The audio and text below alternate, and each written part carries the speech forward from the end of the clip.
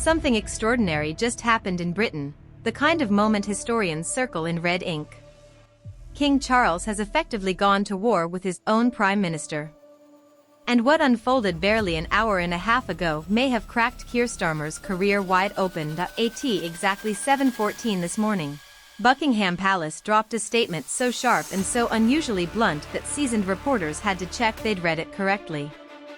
In plain, frosty language, the king questioned the behavior of senior government figures and reminded them of their duty to protect the honor of the crown. No direct accusations. No softening. Just a message that felt like a blast of winter air. If you want the next chapter of this storm, make sure you're subscribed, because this one is only heating up. Within minutes, Westminster went into full meltdown. Screenshots flew across social media.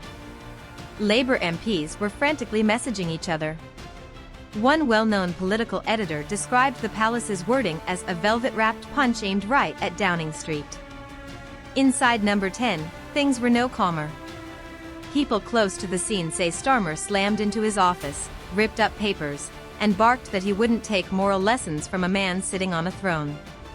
His team, realizing the scale of the disaster, began quietly dusting off their CVs, but the statement itself wasn't even the shockwave. Just 22 minutes later, the palace announced something far more explosive: an emergency meeting of the Privy Council. The last time a monarch called one in the middle of political turmoil? You'd have to look back to a Britain that barely resembles the one we live in, before screens, before broadcasts, almost before modern life existed. Constitutional experts immediately said what others were whispering. The king might be preparing to tap powers most people assume are ancient relics. Starmer understood the danger instantly. Trying to claw back authority, he rushed to schedule a press appearance, the kind meant to show stability and control. Instead, it exposed the opposite. When the lights came up and the microphones went live, Starmer stepped forward, and then stalled. Not a word. Just 5 brutal seconds of dead air, echoing across every TV and phone in the country. Within minutes, the clip was everywhere, slowed down, looped, and memed into national embarrassment. But while the internet feasted on that silence, something far more serious was brewing behind palace gates. Insiders say King Charles was in a private room surrounded by senior legal minds, flipping through ancient constitutional texts, the sort of dusty volumes modern monarchs usually avoid. Options once considered too dangerous to even mention were suddenly being examined line by line. Powers that belonged to kings who rode into battle were being discussed like they might actually return. That was enough to send Westminster into a panic. For the first time in forever, Tory and Labour backbenchers found common ground. Starmer had gone too far, and the king was finished pretending to be a ceremonial spectator. And then Nigel Farage entered the moment. No dramatic editing, no fiery rant, just a 40-second video where he stared straight into the camera and calmly said, "The crown deserves respect, and the British people know it." By sunrise, it had cleared 1 million views. Suddenly, the whole country was asking the same question: what exactly is Charles preparing to do? And how far will he go to protect the institution he sits atop? Because whatever comes next doesn't just threaten Starmer's position, it could rewrite the rules of British power itself. Then came the twist no one saw coming. While Starmer's advisors were rushing from room to room trying to plug the political leaks, the king had already moved on to his next step. Deep inside Buckingham Palace, a second, even more serious meeting was called. This time the room wasn't filled with courtiers. It was packed with constitutional experts, former Supreme Court justices, and 2 retired military commanders whose very presence said everything. According to sources, Charles began with one sentence, a line so stark it left the entire table in stunned silence. It appears the stability of the realm can no longer be assumed. No living Brit had heard a monarch speak in those terms, not in this century, not in the last. As the experts around him argued about legal limits, historical precedent, and what a king can or cannot do, Charles sat quietly, almost eerily composed. He sipped his tea, listening, weighing every word, while decades of constitutional knowledge crashed against each other across the table. Downing Street, meanwhile, was sinking even deeper into crisis. Word of the palace's emergency gatherings leaked out in tiny, poisonous drops, each one landing harder than the last. Labour MPs, usually fearful of public disloyalty, began whispering openly, had Starmer become too big a liability to protect? Anonymous sources fed reporters details that painted a bleak picture, a prime minister fraying at the edges. One insider said he hadn't slept in a day and a half. Another claimed he'd grown so suspicious that he accused his own aides of feeding information to the palace. Whether true or exaggerated, it fueled a growing sense that the government was wobbling. Then came the hit no prime minister ever wants. The cabinet secretary, the most powerful civil servant in the country, asked for an unscheduled, private meeting. That request alone was a red siren. It simply does not happen unless something has gone horribly off the rails. Whispers spread that he sat Starmer down and warned him, bluntly, that his grip on power was slipping beyond rescue. While Starmer was unraveling, the king made the most daring move of the entire saga. He arranged a confidential meeting with the Archbishop of Canterbury. To most people, that might sound routine, a polite chat between two senior figures, but inside the machinery of the state, it's a thunderclap. The Archbishop isn't just a church leader, he carries a moral weight that reaches into Parliament, the armed forces, and the national psyche. When a monarch seeks him out during a political emergency, it signals one unmistakable thing: the king is preparing to explain, justify, and morally anchor whatever action he's about to take. It was the constitutional version of pulling the pin and setting the grenade down gently for everyone to notice. And the most dangerous part? A king doesn't need Parliament's blessing to justify his actions. Just the moral ground beneath his feet. By lunchtime, rumors of an unprecedented royal move were snaking through Westminster like smoke in a tunnel. MPs spoke in half sentences, checking over their shoulders as though the walls might repeat whatever they said. No one knew the exact plan, but theories multiplied fast: a formal reprimand aimed at the Prime Minister, a written directive challenging his conduct, or, the nightmare scenario, a quiet request for Starmer to step aside. And while Downing Street scrambled, the country itself had already chosen a side. A noon poll dropped like a hammer. 62% of the public supported the king's firm response. Not cautiously. Enthusiastically. Crowds began clustering outside Buckingham Palace, waving flags and chanting, "Protect the Crown." It didn't feel like a protest, it felt like a nervous nation trying to anchor itself. Reform UK sensed the opening and surged again. Farage, never one to miss a crack in the system, delivered another jab from a Kent pub. Calm voice. Pint on the table.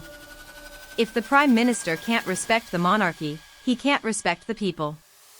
Even Labour loyalists paused at that. In Manchester, a lifelong supporter told Sky News, "I backed Starmer to bring stability, not to pick a fight with the king." With public sentiment swinging toward the palace, the pressure inside Downing Street built to the point where staffers could feel it in their bones.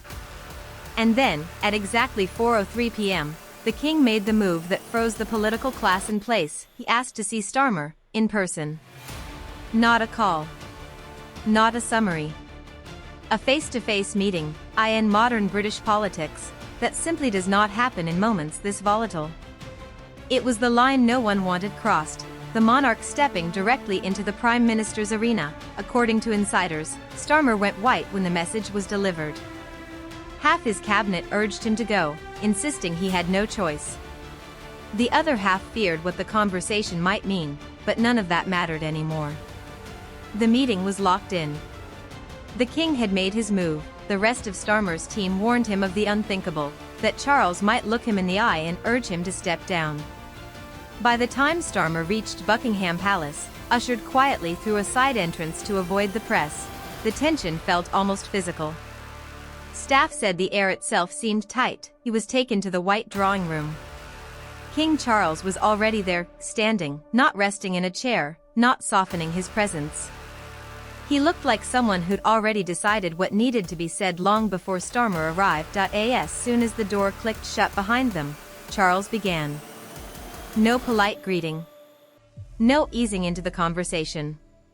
Just a single sentence, sharp, deliberate, unforgettable. Those who were briefed later said it will appear in school textbooks one day. Prime Minister, this nation's dignity cannot endure one more day of disorder under your leadership. 13 words. And they hit harder than any grilling Starmer ever took in Parliament, any backlash from voters, any revolt brewing inside his own cabinet. Sources say Starmer scrambled to defend himself, blaming pressure, blaming misunderstandings, insisting he'd been pushed into a corner. But the king cut him off. A monarch interrupting a sitting prime minister is almost unheard of. Charles wasn't shouting. That was what made it eerie. He was steady, cool, precise. He laid out his concerns like a surgeon presenting test results: collapsing trust in government, mounting instability, embarrassment on the world stage, and what he described as Starmer's willful disregard for constitutional propriety. Then came the moment that set shockwaves straight into the heart of Downing Street. Multiple insiders confirmed the king used a seldom-spoken phrase: the preservation of national stability. Historically, that wording appears when a monarch is nudging a failing prime minister toward the exit. It wasn't a direct command, but it was close enough that Starmer understood exactly what it implied. When he walked out of the meeting, he looked drained, shaken, almost ghost-like. He brushed past his own staff without speaking, and then the palace leaks began. Within minutes, every major newsroom in London received the same quiet message. The king had confronted the prime minister and questioned whether he was still capable of leading the country. That single revelation blew Westminster apart. Labour MPs who had been wavering turned on Starmer instantly. Senior ministers started preparing coordinated resignation letters. Half the cabinet booked emergency late-night meetings. In the dim, echoing committee rooms of Parliament, MPs uttered a word no one imagined would surface this year: replacement. With panic spreading through the political class, Starmer tried one last desperate move to save himself. He ordered his team to draft a national address, a speech to reassure the public, calm the markets, and convince the country he wasn't locked in a battle with the crown. But before he could even step in front of a camera, a final shock hit like a bolt of lightning.